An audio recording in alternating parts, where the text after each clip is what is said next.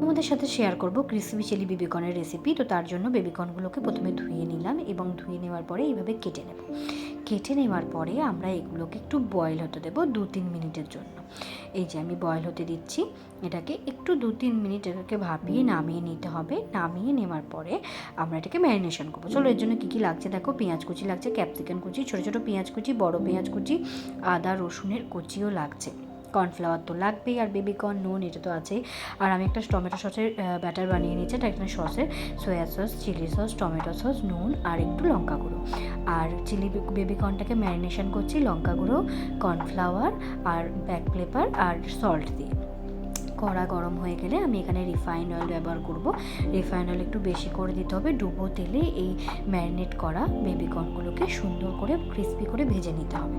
তারপরে ওগুলোকে নামিয়ে নেওয়ার পরে কড়াই অল্প তেলে আদা কুচি, রসুন কুচি এগুলো দিয়ে আর ছোটো ছোটো করে যে পেঁয়াজ কুচিটা করে রেখেছিলাম সেটা দিয়ে দেবো।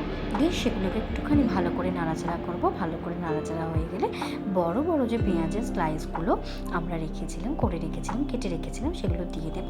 এবং এটাকেও আমরা একটু 2-3 সেকেন্ড নাড়িয়ে নেওয়ার পরে ক্যাপসিকাম কুচিগুলো দিয়ে দেবো। দিয়ে এগুলোকে একটু ভালো করে নাড়ানোর পরে এই দেখো ভাজা আমার বেবিকর্নগুলো, যেটা আগে দেখানো হয়নি। তারপরে এর মধ্যে আমরা সস দিয়ে দেবো। এই সসের মধ্যে তোমরা তো জানো soya sauce, chilli sauce, tomato sauce, হালকা একটু রেড চিলি পাউডার আর সল্ট দেওয়া আছে স্বাদ অনুসারে। তো এগুলোকে আমি ভালো করে আমার ওই পেঁয়াজের সাথে মিশিয়ে এবং এবার আমি চিলি বেবিকর্নটা দিয়ে দিচ্ছি। তো এই দেখো আমার রেডি হয়ে গেছে ক্রিসপি চিলি বেবিকর্ন। তো তোমাদের কেমন লাগলো কমেন্ট করে জানিও।